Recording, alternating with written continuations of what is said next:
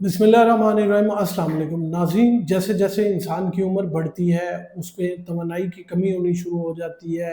हर वक्त थकावट महसूस करता है, चर्बी बढ़ने शुरू हो जाती है और जो कोई भी काम करने को दिल नहीं करता। और ये खुसूसन अमूमन 40 साल के बाद या 50 साल के बाद होता है। और ये सारे प्रोसेस जो हैं ये ग्रोथ हार्मोन्स की कमी की वजह से होती हैं। आज की इस वीडियो में मैं आपको बताऊंगा कि ये ग्रोथ हार्मोन्स होते क्या हैं, ये किस तरह बॉडी को उसकी शेप में रखते हैं और ये किस तरह खारिज होते हैं। इनको आप किस तरह जो है उम्र के बाकी हिस्से में जो है 40-50 साल के बाद आप बढ़ा सकते हैं और वक्त गुजरने के साथ ये क्यों कम हो जाते हैं। मेरा नाम है डॉक्टर मुनीब खालिद और आप देख रहे हैं मेरा YouTube channel doctor needs doctor. Video पसंद आए तो लाइक शेयर कमेंट लाजमी कीजिएगा। किसी क्वेश्चन की सूरत में आप कमेंट्स में मुझसे पूछ भी सकते हैं। नाज़रीन, सबसे पहले आपको समझने की ज़रूरत है कि ग्रोथ हार्मोन है क्या। नाज़रीन, ग्रोथ हार्मोन हमारे दिमाग के अंदर एक ग्लैंड है, पिट्यूटरी ग्लैंड, जहाँ से ये खारिज होता है। और ये एक रतूबत है, एक प्रोटीन है जो कि वहाँ से खारिज होकर हमारे जिस्म में आके मुख्तलिफ किस्म के काम अदा करता है। सबसे पहले ये हमारे पट्ठों की नशोनुमा करता है और उनकी जो है रिपेयरिंग को काम सर अंजाम देता है। इसकी मिकदार क्योंकि जवानी में ज़्यादा होती है तो यही वजह है कि जवानी में आपके पट्टे जो हैं वो मजबूत और बहुत ताकतवर होते हैं। दूसरे नंबर पे ये आपकी जो हड्डियां हैं उनकी डेंसिटी को या कसाफत को जो वो बढ़ा देता है और उनमें मजबूती फराहम करता है। तीसरे नंबर पे ये आपकी जो नींद है उसको बहुत बेहतर कर देता है। और अगर आपके जिस्म में ग्रोथ हार्मोन्स काफ़ी ज़्यादा हैं तो आपकी नींद उतनी ही गहरी होगी और टिश्यूज़ को उतना ही टाइम मिलेगा कि वो खुद को रिपेयर कर सकें और जो है अपनी नशोनुमा कर सकें। इसके अलावा जो ये काम करता है वो है चर्बी को तोड़ के हमारे सेल्स को जो है वो तवानाई फराहम करता है। इसकी मिकदार, ग्रोथ हार्मोन्स की मिकदार जब बंदा यंग होता है उस वक़्त इनकी मिकदार नेचुरली तौर पे बहुत ज़्यादा होती है। यही वजह है कि जवानी में आपका जो जिस्म है वो चर्बी से पाक होता है और मसल्स जो है वो बहुत ज़्यादा स्ट्रॉन्ग होते हैं और बड़ा इजीली आप वज़न जो है वो उठा सकते हैं। नाज़रीन, जैसे जैसे आपकी उम्र बढ़ती है आपके जो ग्रोथ हार्मोन्स हैं वो पिट्यूटरी ग्लैंड से उसकी जो सेक्रीशन है वो ऑटोमेटिकली कम होना शुरू हो जाती है। ये कुदरत का बनाया हुआ एक निज़ाम है जिसकी वजह से जो है वो जो ग्रोथ हार्मोन्स की मिकदार है वो कम होना शुरू हो जाती है। अब इसकी जब मिकदार कम होना शुरू हो जाएगी तो इसको हम एक टर्मिनोलॉजी इस्तेमाल करते हैं जिसको हम सोमेटोपाज कहते हैं। ये वो टर्म है जिसका मतलब ये है कि आपके जिस्म के अंदर जो है ग्रोथ हार्मोन्स की मिकदार कम हो गई है और आपके मसल्स जो हैं वो इतने स्ट्रॉन्ग नहीं रहे। ये बिल्कुल ऐसे ही है जब औरतों में माहवारी के बाद हम उन्हें मीनोपॉज़ की टर्म देते हैं कि अब इन्हें माहवारी नहीं आती तो इसलिए ये मीनोपॉज़ हो गई। हमारे जिस्म में एक हार्मोन है जिसे ग्रेलिन हार्मोन कहते हैं। ये हार्मोन जो है ये हमारी भूख की जो हसासियत है उसको बढ़ाता है। वक़्त के साथ-साथ ये जो इसकी जो इखराज है वो कम हो जाता है जिसकी वजह से हमारा जो ग्रोथ हार्मोन्स है वो स्टिमुलेट नहीं होता। जब ये अपने पीक पे होता है तो हमें भूख लगती है तो हम उसको खाते हैं तो हमारे ग्रोथ हार्मोन जो है वो स्टिमुलेट होता है और वो उससे तवानाई फराहम करता है।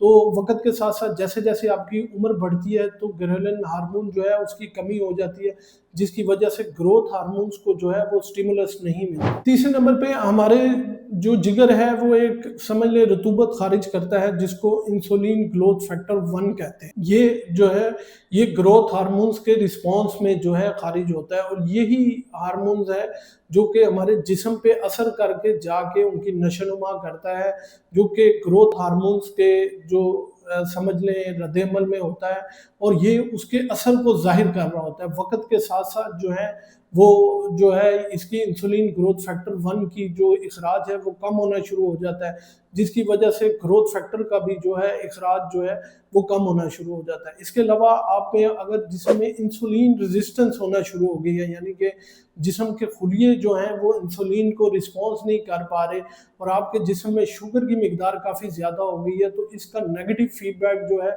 वो जाता है ऊपर जिसकी वजह से ग्रोथ हार्मोन्स के जो स्टिमुलस है खारिज होने का वो ख़त्म होना शुरू हो जाता है और आप में ग्रोथ हार्मोन्स जो है वो इखराज कम हो जाता है। और यही वजह होती है कि जिनको शुगर होती है उनके पट्टे जो हैं वो घुलने शुरू हो जाते हैं, वो बहुत ज़्यादा एकदम कमज़ोर हो जाते हैं। तो लोग कहते हैं कि पता नहीं क्या हो गया, ये क्यों इतना कमज़ोर हो गया। बेसिकली उनमें जो है ग्रोथ हार्मोन्स की जो मिकदार है वो कम हो गई होती है। इसके अलावा अगर आप बहुत ज़्यादा मोटे हैं या मोटापे का शिकार हैं तो ये भी सारे नेगेटिव फीडबैक जो है वो फराहम करते हैं, और जो ग्रोथ हार्मोन की स्टिमुलस है वो जो है कम होना शुरू हो जाती है। और जब ग्रोथ हार्मोन्स की स्टिमुलस कम होगी तो आपके पट्टे जो हैं कमज़ोर हो जाएंगे। इन पट्टों को कमज़ोर होने के प्रोसेस को हम सार्कोपीनिया कहते हैं। पट्टों का कमज़ोर होना जो है वो जो टर्म मेडिकल में इस्तेमाल होती है उसको हम सार्कोपीनिया कहते हैं। इसी तरह आपकी जो हड्डियां हैं वो कमज़ोर होना शुरू हो जाएंगी, जिसे हम ऑस्टियोप्रोसिस कहते हैं या कमज़ोर हड्डियां कहते हैं। और आखिर में जो है आप जो है हर वक्त थकावट का शिकार रहेंगे, आपको नींद नहीं आएगी और आप उकतावे हुए नजर आएंगे। अब नाजरीन, मैं आपको बताऊंगा कि किस तरह आप 40-50 साल के बाद जो है वो अपने ग्रोथ हार्मोन्स को जो है स्टिमुलेट कर सकते हैं या बढ़ा सकते हैं। तो इसमें कोई ना तो महंगे इंजेक्शंस हैं और ना ही जो है वो दवाइयाँ हैं। सबसे पहले जो आपके 50 साल के बाद ग्रोथ हार्मोन्स को बढ़ाएगी वो है हाई इंटेंसिटी इंटरवल ट्रेनिंग। इसमें जो है वो बहुत तेज़ भागना या जंपिंग लगाना या फिर साइकिल चलाना, ये वो सारी चीज़ें हैं जो कि आपके ग्रोथ हार्मोन्स को स्टिमुलेट करेंगी और आपके पट्टों को मजबूत करेंगी। इसके अलावा जो है आप डेली वर्जिश करें अगर, तो इसमें बेंच प्रेस है या फिर हाई जो है वो वज़न उठाएं। आप डेली वज़न उठाएं तो उससे भी जो है आपके ग्रोथ हार्मोन्स को बड़ा अच्छा जो है वो स्टिमुलस मिलेगा और आप जो है वो जो है पट्टे जो हैं वो आपके बहुत ज़्यादा मजबूत होंगे। नाज़रीन, इसके साथ साथ जो है वो आपको कुछ एहतियाती तदाबीर करनी होंगी। शुगर का इस्तेमाल जो है बिल्कुल कम करना होगा। रिफाइंड कार्ब्स जो हैं उनकी मिकदार को बंद करना होगा। अगर आप सोडा पेप्सी पीते हैं वो भी बंद करने होंगे। मुरगन ग़िज़ाएँ जो हैं वो भी जो हैं वो इंसुलिन की हसासियत को कम करती हैं, ताकि आपके जिस्म में जो है वो इंसुलिन की मिकदार कम रहे और ग्रोथ हार्मोन्स की मिकदार जो है वो बढ़ती रहे। इसके अलावा जो है आपको प्रोटीन डाइट इस्तेमाल करनी पड़ेगी। आपको दूध, दही, अंडे, मछली, ठीक है, दालें, ये चीज़ें, सब्ज़ी, ये चीज़ें इस्तेमाल करनी चाहिए ताकि आपकी जो प्रोटीन की मिकदार है जिस्म में वो ज़्यादा रहे। क्योंकि आर्जिनिन और ग्लूटामिन ये वो 2 अमीनो एसिड्स हैं जो कि हमारे जिस्म में प्रोटीन की मिकदार को रखते हैं और जो हमारी ग्रोथ हार्मोन्स की जो स्टिमुलस है उसको बरकरार रखते हैं। इसके साथ साथ आपने नींद जो है वो अपनी पूरी रखनी है। आपने 6 से 7, 8, 9, 10 घंटे की नींद जो है वो लाजमी इस्तेमाल करनी। पानी का इस्तेमाल ज़्यादा करें ताकि पट्टे जो हैं वो हाइड्रेट रहें। इसके अलावा जो है टेंशन, परेशानी जो है वो भी बहुत बड़ी काज है आपकी जो है डेफिशिएंसी ऑफ ग्रोथ हार्मोन्स की, उससे बचें। नाज़रीन, मार्केट में बहुत ज़्यादा जो है वो सप्लीमेंट्स मिलते हैं, लेकिन उन सप्लीमेंट्स के बहुत ज़्यादा नुकसान आता है। आप कोशिश करें कि उनको जितना भी हो सके वो अवॉइड कर सकें।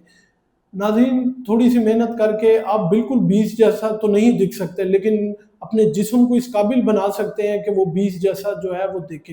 ग्रोथ हार्मोन की कमी जो है एक खुदा की तरफ से नेचुरल प्रोसेस है, लेकिन थोड़ी सी डाइट को बेहतर करके, थोड़ा सा अपना खाना पीना बेहतर करके और थोड़ी सी एक्सरसाइज करके आप अपने ग्रोथ हार्मोन्स को बढ़ा सकते हैं।